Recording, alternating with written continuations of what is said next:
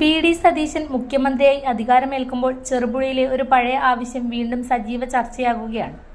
ചെറുപുഴയിൽ വിദേശ മദ്യശാല പുനരാരംഭിക്കണമെന്ന ആവശ്യമാണ് ഇപ്പോൾ വീണ്ടും ഉയരുന്നത്.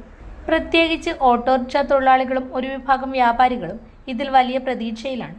പ്രതിപക്ഷ നേതാവായിരുന്ന കാലത്ത് ചെറുപുഴ സന്ദർശിച്ച വി.ഡി. സതീശനെ തടഞ്ഞു നിർത്തി ഓട്ടോറിക്ഷ തൊഴിലാളികൾ നിവേദനം നൽകിയിരുന്നു. ചെറുപുഴയിൽ വീണ്ടും ഒരു വിദേശ മദ്യശാല ആരംഭിക്കണമെന്നായിരുന്നു ആവശ്യം. നമ്മുടെ സർക്കാർ വന്നാൽ പരിഗണിക്കാമെന്നായിരുന്നു അന്ന് സതീശൻ നൽകിയ മറുപടി. ആ വാക്ക് ഇപ്പോൾ യാഥാർത്ഥ്യമാകുമോ എന്നാണ് നാട്ടുകാർ ചോദിക്കുന്നത്. നേരത്തെ ചെറുപുഴയിൽ ബീവറേജ് കോർപ്പറേഷന്റെ വിദേശ മദ്യശാല പ്രവർത്തിച്ചിരുന്നു. പിന്നീട് അത് അടച്ചുപൂട്ടുകയായിരുന്നു. അതിന് പിന്നാലെ കൺസ്യൂമർ ഫെഡിന്റെ വിദേശ മദ്യശാല പ്രവർത്തനം ആരംഭിച്ചെങ്കിലും അധികനാൾ നീണ്ടുനിന്നില്ല. ഒരു സുപ്രഭാതത്തിൽ അതും അടച്ചുപൂട്ടി. പ്രദേശത്തെ ബാർ ലോബിയെ സഹായിക്കാനാണ് മദ്യശാലകൾ പൂട്ടിയതെന്ന ആരോപണം അന്നുതന്നെ ശക്തമായി ഉയർന്നിരുന്നു. ചെറുപുഴ, രാജഗിരി, തിരുമേനി ഉൾപ്പെടെയുള്ള മേഖലകളിലെ ആളുകൾക്ക് നിലവിൽ ദൂരപ്രദേശങ്ങളിൽ നിന്നും മദ്യം വാങ്ങാൻ പോകേണ്ടി വരുന്നു. ഇതുമൂലം അനധികൃത മദ്യവിൽപ്പന വർദ്ധിപ്പിക്കുന്നതായും നാട്ടുകാർ ആരോപിക്കുന്നു. സുരക്ഷിതവും നിയന്ത്രിതവുമായ രീതിയിൽ സർക്കാർ മദ്യശാല പ്രവർത്തിപ്പിക്കേണ്ടതുണ്ടെന്നാണ് ഒരു വിഭാഗത്തിന്റെ അഭിപ്രായം.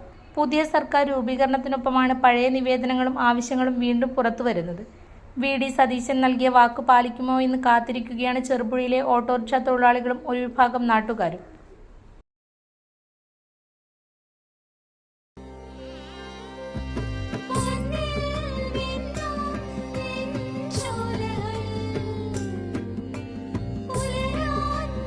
ഇതെനിക്ക് തരുമോ?